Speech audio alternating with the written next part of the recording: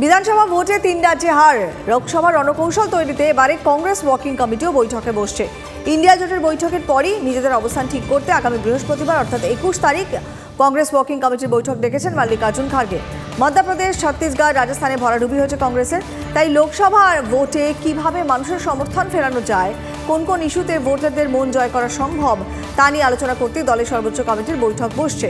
Working কমিটির বৈঠকে ২৪-এর ভোটে কার কি দায়িত্ব হবে তাও এক প্রকার ঠিক হয়ে যাবে।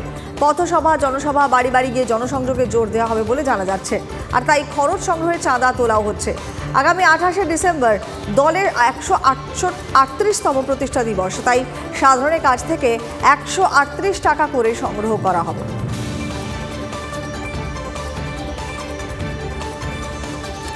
পঞ্চায়েত ভোট তো অনেক আগেই মিটে গিয়েছে, লোকসভার ভোট এখনও বেশ খানিকটা দেরিই রয়েছে। কিন্তু আমাদের এ রাজ্যে খুনোখুনির কোনো শেষ নেই। বারুইপুরে খুন হয়ে গিয়েছেন তৃণমূল কর্মী, আর তার পরিবার অভিযোগ করছে যে অভিযুক্তরা দলেরই প্রভাবশালী ছত্রছায়াতে রয়েছে। তাই অভিযোগ জানিয়েও কাজ হয়নি। তৃণমূলের নিশানাতে আবার সিপিএম, বিজেপি, আর বিরোধীরা বলছে যে গোটাটাই গোষ্ঠী কোন্দলের জের।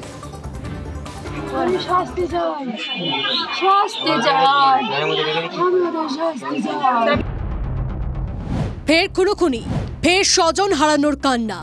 জয়নগরের পর এবার বারুইপুর, তৃণমূল কর্মীকে খুনের অভিযোগ।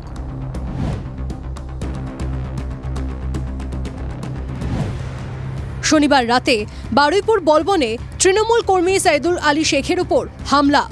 ৭ থেকে ৮ জন দুষ্কৃতী তাঁর উপর চড়াও হয় বলে অভিযোগ। মারধরের পাশাপাশি চলে এলোপাথারি ধারালো অস্ত্রের কোপ। জাকির শেখ, সাবির শেখ, সাইফুদ্দিন শেখ, শামসুদ্দিন সরকার, পারিবারিক গন্ডগোলে, পারিবারিক না, এটা পার্টিগত বলল।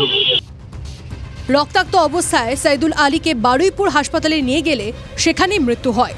পরিবারের দাবি, দীর্ঘদিন ধরে জমিজমা সংক্রান্ত বিবাদ চলছিল। বারবার পুলিশকে বলেও কাজ হয়নি বলে অভিযোগ পরিবারের। পুলিশে ধরে নিয়ে গেলে হবে না, আপনারা আমাদের পাশে থাকবেন, আমরা ওদের শেষ করবো। কতদিন ধরে? 4 বছর ধরে হচ্ছে ঝামেলাটা। এই ঝামেলার কোনো মীমাংসা হয় না, একটা কোনো লোক নেই যে ঝামেলার মীমাংসা করবে।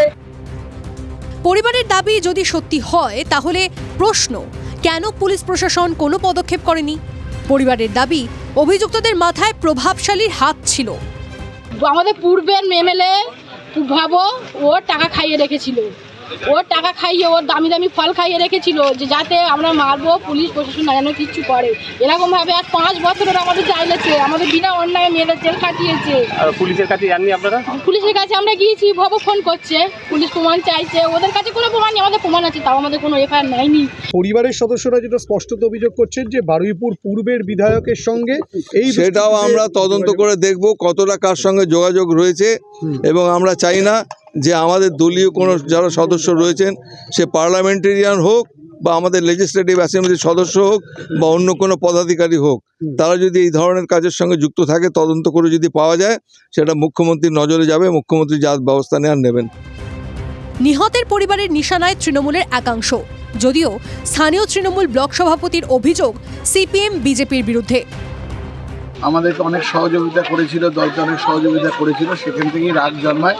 এবং সেই রাগ জন্মানোর পরে ওরা একটা পরিকল্পনা করেছিল, এই ক্লাব থেকে সাদ্দাম এবং তার যা বাহিনী একটা পরিকল্পনা করেছিল যে ওকে সরিয়ে দিতে হবে।